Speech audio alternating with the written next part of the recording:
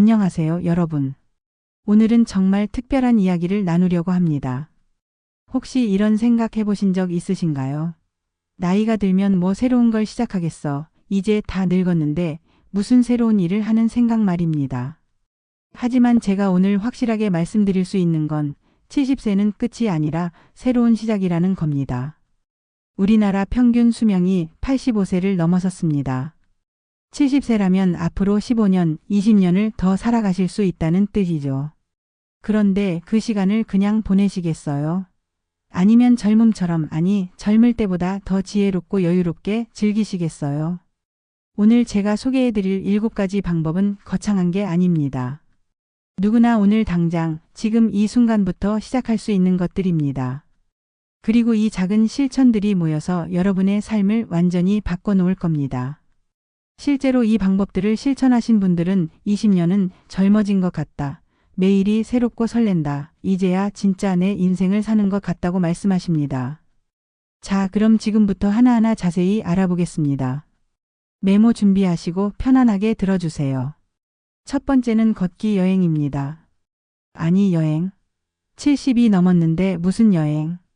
하실 수도 있습니다. 하지만 제가 말하는 여행은 비행기 타고 멀리 가는 게 아닙니다. 바로 여러분이 사시는 동네, 매일 지나다니는 그 길을 다시 보는 겁니다. 여러분, 같은 길을 걸어도 계절마다, 시간대마다 완전히 다른 풍경이 펼쳐진다는 거 아시나요? 봄에는 벚꽃이 흩날리고 여름에는 초록빛이 무성하고 가을에는 단풍이 물들고 겨울에는 하얀 눈이 내립니다. 제가 아는 한 분은 75세에 동네 걷기를 시작하셨습니다. 처음에는 5분도 힘들어 하셨어요. 그런데 매일 조금씩 거리를 늘리셨습니다. 지금은 하루에 1시간씩 걸으시면서 동네 곳곳에 숨은 명소를 다 찾아내셨죠. 우리 동네에 이런 예쁜 카페가 있었네. 이 골목에 이런 꽃집이 있었구나. 여기서 보는 일몰이 이렇게 아름다웠나. 이런 발견들이 매일매일 쌓이면서 삶이 완전히 달라지셨다고 합니다. 걷기의 효과는 과학적으로도 입증되어 있습니다. 하루 30분만 걸어도 심혈관 질환 위험이 40% 감소하고 치매 예방에도 엄청난 도움이 됩니다. 또 햇빛을 받으면서 걷기 때문에 비타민 D도 자연스럽게 생성되고 우울증 예방에도 좋습니다. 그럼 어떻게 시작하면 좋을까요? 첫째, 너무 욕심내지 마세요. 처음에는 집 근처 한 바퀴 10분이면 충분합니다. 둘째, 편한 신발을 신으세요. 발이 편해야 오래 걸을 수 있습니다. 셋째, 같이 걸을 친구를 찾으세요. 혼자보다 둘이, 셋이 걸으면 더 재미있고 꾸준히 할 수 있습니다. 넷째, 스마트폰이 있다면 걸음수를 체크해 보세요. 어제보다 오늘 100보 더 걸었다. 이런 작은 성취감이 큰 동기부여가 됩니다. 다섯째, 목적지를 정하세요. 오늘은 저 공원까지, 오늘은 시장 갔다가 돌아오기, 이렇게 작은 목표가 있으면 걷기가 더 즐거워집니다. 그리고 조금 익숙해지면 범위를 넓혀보세요. 이웃 동네, 근처 공원, 강변 산책이요. 걸을 곳은 생각보다 정말 많습니다. 특히 아침 일찍 걷는 걸 추천합니다. 새벽 공기는 맑고 사람도 적고 하루를 시작하는 활력이 생깁니다. 한 분은 이렇게 말씀하셨어요. 아침에 걷고 나면 하루 종일 기분이 좋아요. 뭔가 오늘도 제대로 살고 있다는 느낌이 들어요. 걷기는 단순한 운동이 아닙니다. 세상을 다시 보고 자신을 돌아보고 생각을 정리하는 시간입니다. 70이 넘어서도 80이 넘어서도 할 수 있는 최고의 여행입니다. 두 번째는 새로운 음식 도전입니다. 나이가 들면 자연스럽게 먹는 음식이 정해집니다. 난 이게 좋아, 난 이것만 먹어, 이렇게 되죠. 하지만 그게 얼마나 아까운 일인지 아세요? 세상에는 정말 맛있는 음식이 너무나 많은데 말입니다. 제가 아는 한 할머니는 77세에 처음으로 스시를 드셨습니다. 평생 날생선은 못 먹어 하시던 분이었는데 손주가 권해서 한번 드셔보셨대요. 그런데 드시고 나서 하신 말씀이 이렇게 맛있는 걸 왜 진작 안 먹었을까 였습니다. 지금은 한 달에 한 번씩 손주들과 스시집에 가시는 게 낙이라고 하세요. 새로운 음식을 시도하면서 손주들과의 대화도 늘고 세대 차이도 줄어들었다고 합니다. 나이가 들수록 입맛이 떨어지는 건 사실입니다. 하지만 그렇다고 계속 똑같은 음식만 먹으면 입맛은 더 떨어집니다. 오히려 새롭고 자극적인 맛을 시도해야 미각이 살아납니다. 그럼 어떤 음식을 도전해 볼까요? 첫째, 젊은 세대가 좋아하는 음식을 시도해 보세요. 타코 브런치, 타이 음식, 베트남 쌀국수. 처음에는 낯설 수 있지만 한번 맛들이면 새로운 세계가 열립니다. 둘째, 계절 음식을 놓치지 마세요.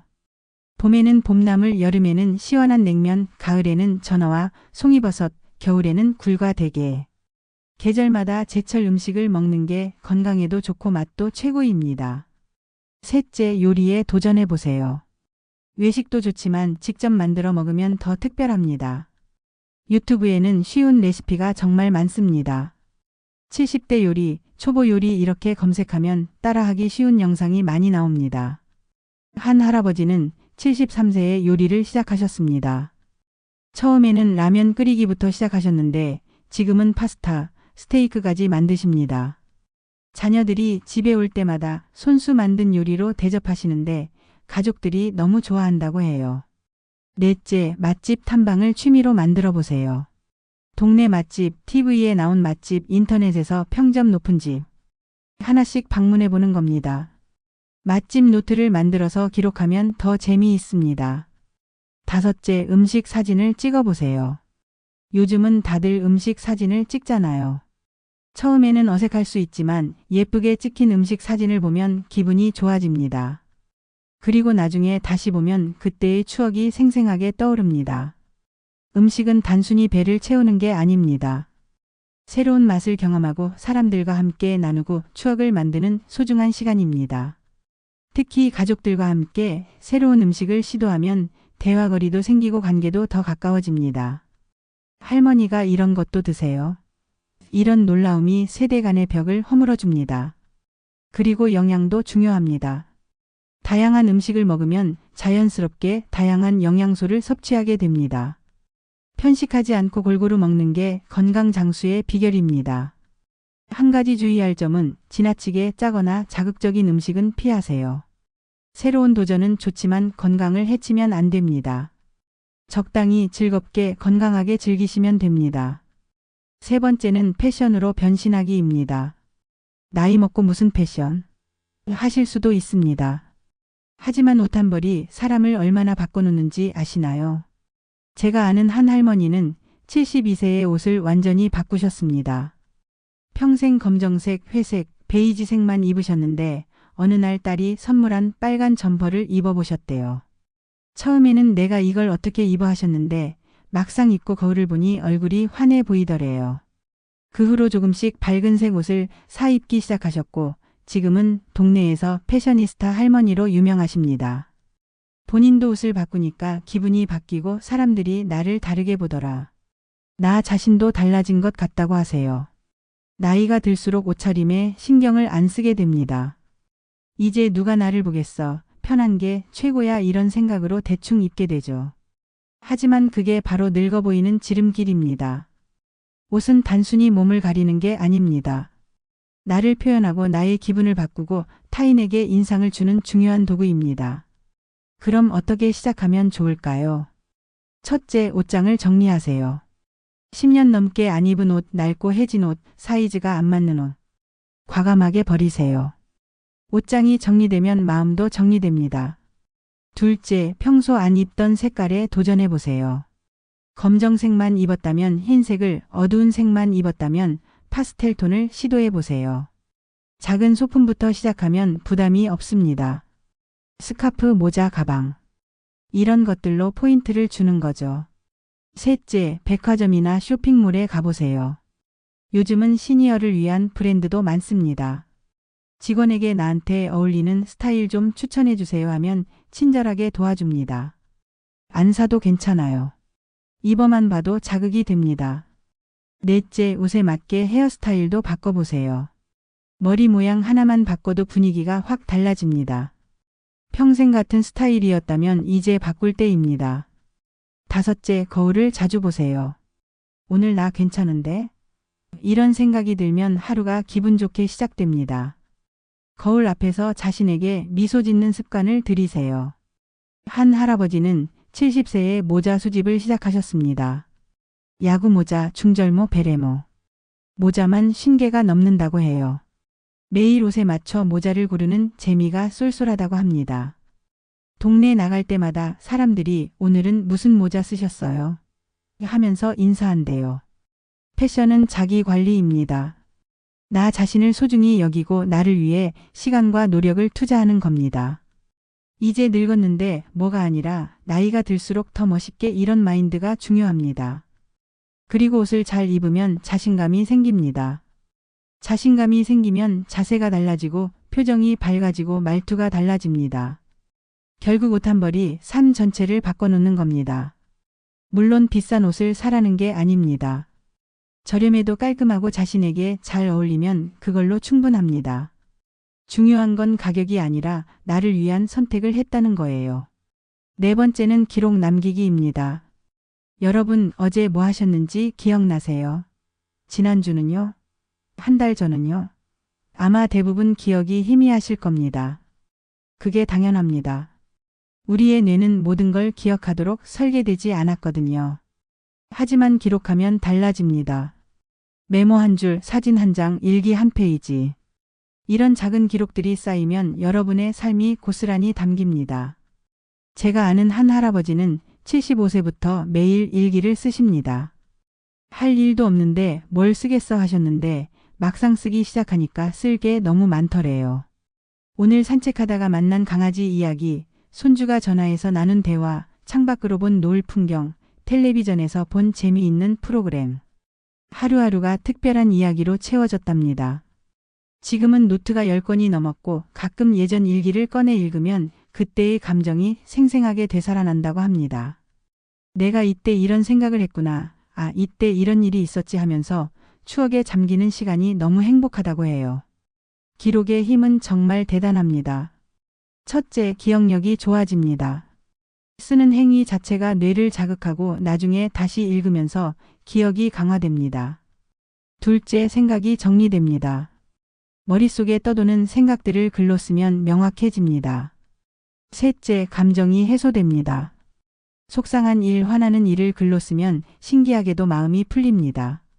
넷째, 삶이 소중해집니다. 매일을 기록하다 보면 하루하루가 특별하게 느껴집니다. 그럼 어떻게 기록하면 좋을까요? 첫째, 일기를 써보세요. 거창하게 쓸 필요 없습니다.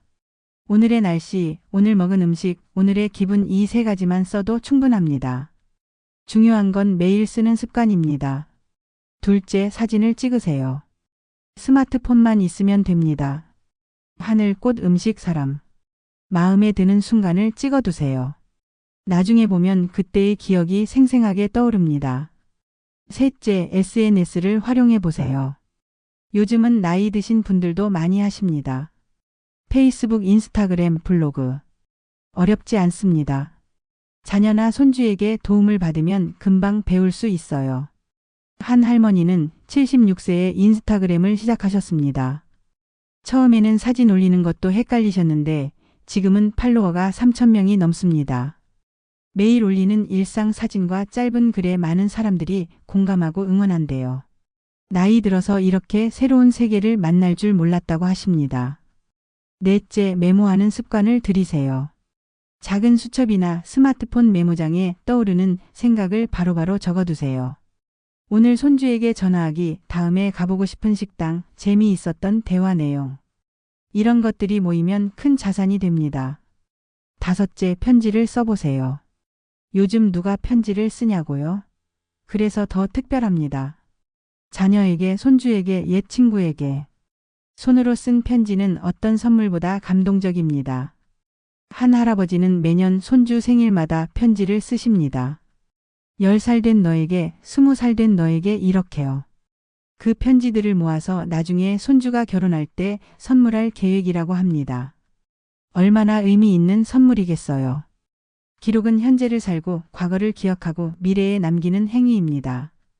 지금 기록한 것들이 10년 후, 20년 후에 얼마나 소중한 자산이 될지 상상해 보세요. 그리고 기록하는 과정 자체가 즐겁습니다. 오늘 하루를 돌아보고 의미를 찾고 감사할 것을 생각하는 시간. 이게 바로 행복입니다. 다섯 번째는 새로운 취미 배우기입니다. 이 나이에 무슨 새로운 걸 배워? 하실 수 있습니다. 하지만 늦은 게 아닙니다. 오히려 지금이 최적기입니다. 젊을 때는 일하느라, 자녀 키우느라 정신없이 바빴죠. 하고 싶은 게 있어도 시간이 없었습니다. 하지만 지금은 다릅니다. 시간도 있고 경제적 여유도 생겼고 무엇보다 하고 싶은 걸 할 수 있는 자유가 있습니다. 제가 아는 한 할머니는 73세에 피아노를 시작하셨습니다. 평생 피아노를 쳐보는 게 꿈이었다고 해요. 이제 너무 늦었다고 생각했는데 어느 날 그래, 지금 시작하지 않으면 영원히 못한다 하시고 결심하셨답니다. 처음에는 도레미파솔도 힘들었습니다. 손가락이 굳어서 건반을 누르는 것도 어려웠어요. 하지만 포기하지 않고 매일 30분씩 연습하셨습니다. 1년 후 간단한 동요를 칠 수 있게 되셨고 2년 후에는 손주들 앞에서 생일 축하 노래를 연주하셨습니다. 손주들이 박수치며 좋아하는 모습을 보고 눈물이 났다고 해요. 내가 70이 넘어서 이런 걸 해낼 줄 몰랐다고 하셨습니다. 지금은 동네 경로당에서 다른 어르신들에게 피아노를 가르치십니다. 배우는 즐거움을 넘어 가르치는 보람까지 느끼고 계세요. 취미는 삶의 활력소입니다. 취미가 있으면 아침에 일어나는 이유가 생기고 하루가 기다려지고 삶이 즐거워집니다. 그럼 어떤 취미를 시작하면 좋을까요? 첫째, 악기를 배워보세요. 피아노, 기타, 하모니카, 우쿨렐레. 요즘은 시니어를 위한 악기 교실이 많습니다. 음악은 뇌를 자극하고 치매 예방에도 좋습니다. 둘째, 그림을 그려보세요. 수채화, 색연필화, 캘리그라피. 그림은 집중력을 높이고 스트레스를 해소시킵니다. 또 완성된 작품을 보면 성취감이 큽니다. 한 할아버지는 71세에 유화를 시작하셨습니다. 지금은 작은 전시회도 열고 그린 그림을 자녀들에게 선물하십니다. 내가 이런 재능이 있었는지 몰랐다고 하십니다. 셋째, 춤을 배워보세요. 라인 댄스, 댄스 스포츠, 요가. 몸을 움직이는 취미는 건강에도 좋고 사교 활동도 됩니다. 같이 배우는 사람들과 친구가 되면 삶이 더 풍요로워집니다. 넷째, 사진을 취미로 삼아보세요. 스마트폰만 있으면 됩니다. 풍경, 인물, 일상. 무엇이든 찍어보세요. 사진 동호회에 가입하면 함께 출사도 다니고 서로의 작품을 감상하는 재미가 있습니다. 다섯째, 글쓰기를 해보세요. 자서전을 쓰거나 시를 쓰거나 수필을 쓰는 겁니다. 평생의 경험과 지혜를 글로 남기면 후손들에게 큰 유산이 됩니다. 여섯째, 정원 가꾸기를 해보세요. 작은 화분부터 시작해도 좋습니다. 식물을 키우면서 생명을 돌보는 기쁨을 느낄 수 있습니다. 꽃이 피고 열매가 맺히는 과정을 지켜보는 건 정말 특별한 경험입니다. 한 할머니는 베란다에서 방울토마토를 키우기 시작하셨습니다. 지금은 상추, 고추, 허브까지 키우시면서 작은 텃밭을 만드셨어요. 직접 키운 채소로 요리해서 가족들에게 대접하는 게 큰 기쁨이라고 합니다. 취미를 시작할 때 중요한 건 완벽을 추구하지 않는 겁니다. 프로가 되려는 게 아니잖아요. 즐기면 되는 겁니다. 서툴러도 괜찮고 느려도 괜찮습니다.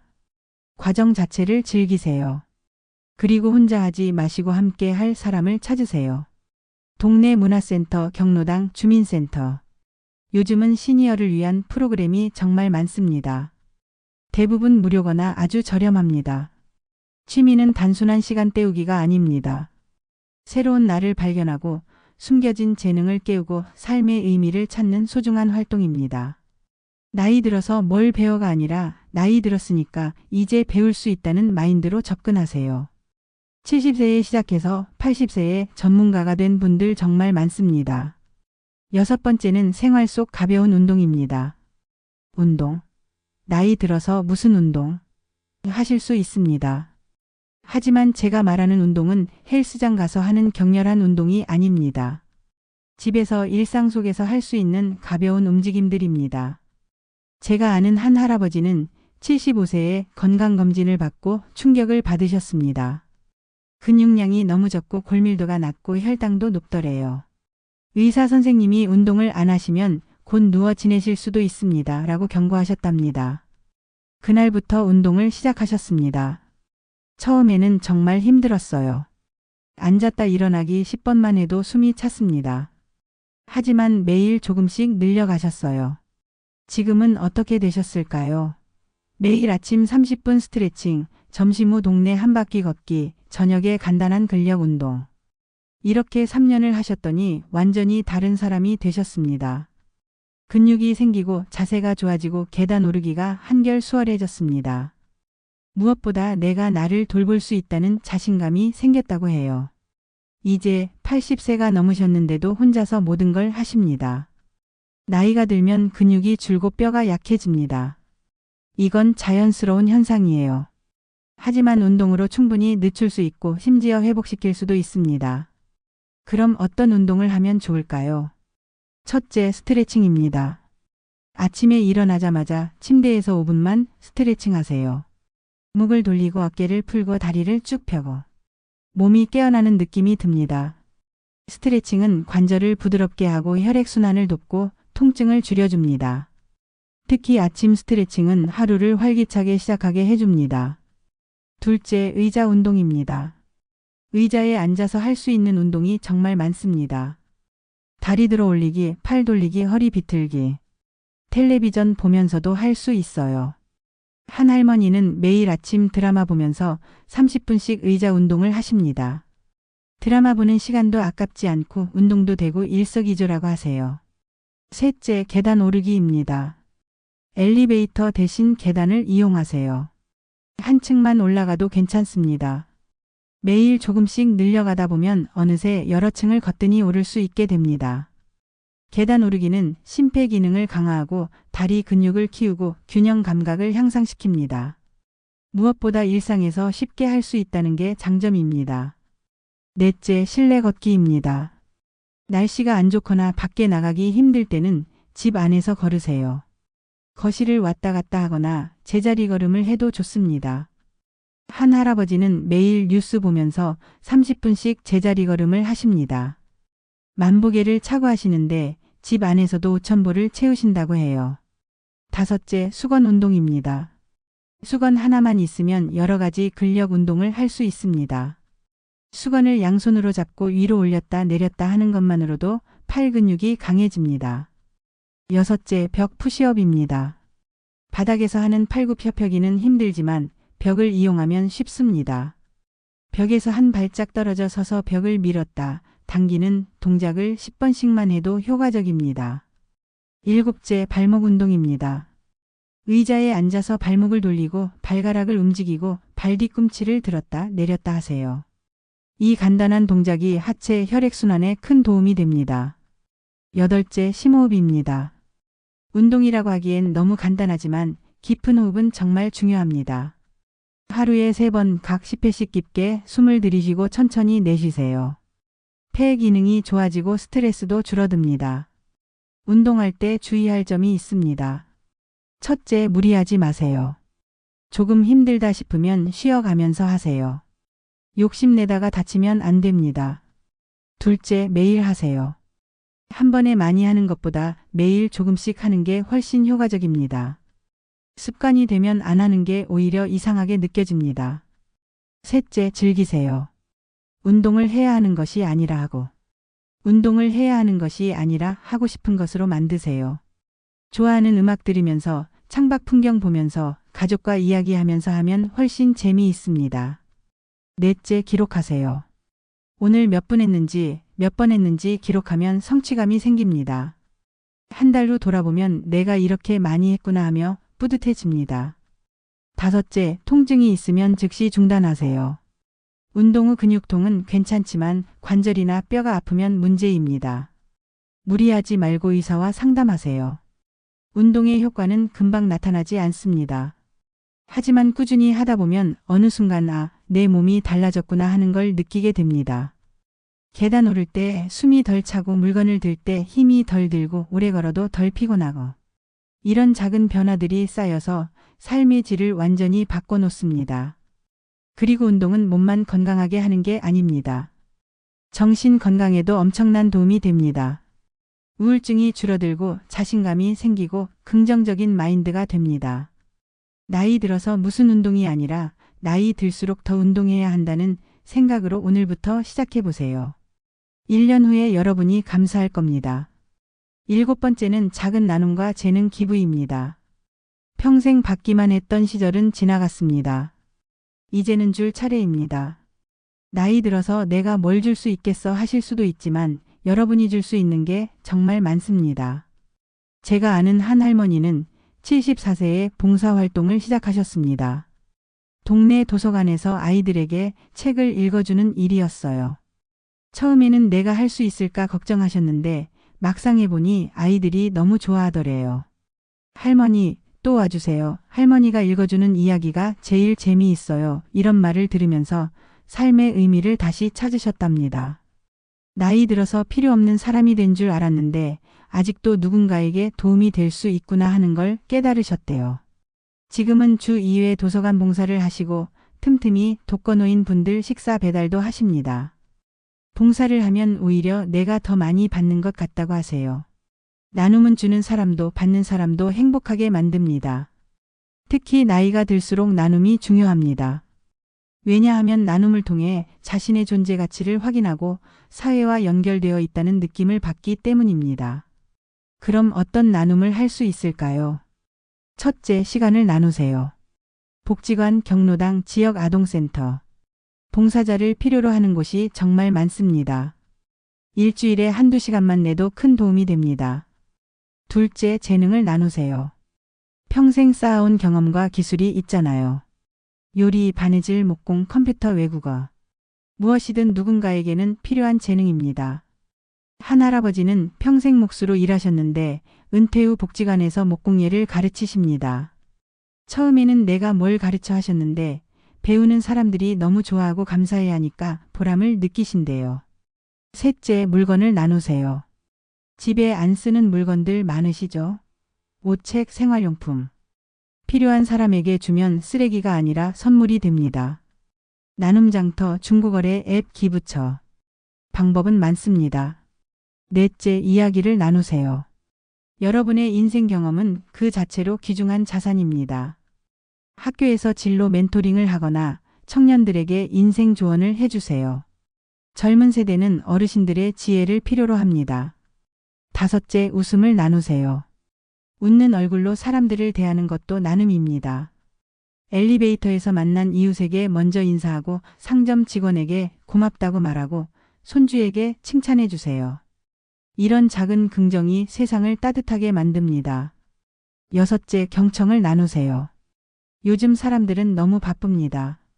누군가의 이야기를 진심으로 들어주는 것만으로도 큰 위로가 됩니다. 가족의 고민을 들어주고 친구의 푸념을 들어주세요. 일곱째, 환경을 위한 나눔도 있습니다. 산책하면서 쓰레기 줍기, 분리수거 제대로 하기, 일회용품 안 쓰기. 작은 실천이 지구를 지킵니다. 한 할머니는 매일 아침 산책하면서 동네 공원 쓰레기를 주우십니다. 처음에는 혼자 하셨는데 지금은 함께하는 분들이 10명이 넘습니다. 우리 동네는 우리가 깨끗하게라는 자부심으로 매일 활동하십니다. 나눔을 시작할 때 주의할 점이 있습니다. 첫째, 무리하지 마세요. 할 수 있는 만큼만 하세요. 봉사가 부담이 되면 안 됩니다. 둘째, 대가를 바라지 마세요. 내가 이렇게 해줬는데라는 기대를 하면 실망하게 됩니다.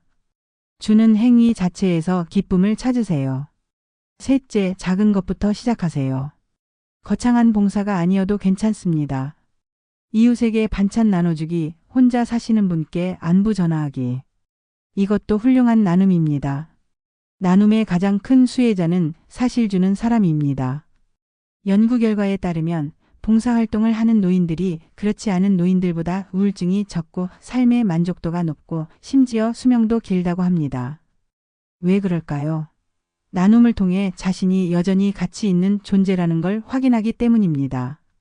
나도 누군가에게 도움이 될 수 있다. 나도 이 사회에 필요한 사람이다. 이런 느낌이 삶에 활력을 줍니다. 그리고 나눔은 관계를 만들어줍니다. 봉사활동을 하면서 새로운 친구를 만나고 함께 웃고 함께 보람을 느낍니다. 이런 연결이 외로움을 없애고 삶을 풍요롭게 만듭니다. 여러분, 지금까지 70대를 20년 젊게 사는 7가지 방법에 대해 이야기했습니다. 다시 한번 정리해 볼까요? 첫째, 걷기 여행으로 세상을 다시 보세요. 둘째, 새로운 음식에 도전하세요. 셋째, 패션으로 자신을 표현하세요. 넷째, 매일을 기록하세요. 다섯째, 새로운 취미를 배우세요. 여섯째, 생활 속에서 가볍게 운동하세요. 일곱째, 나눔으로 보람을 찾으세요. 이 7가지를 보시고 어떤 생각이 드셨나요? 나도 할 수 있겠는데? 이런 생각이 드셨다면 성공입니다. 이 모든 것들이 특별한 능력이 필요한 게 아니거든요. 그냥 시작하면 되는 겁니다. 가장 중요한 건 지금 시작하는 것입니다.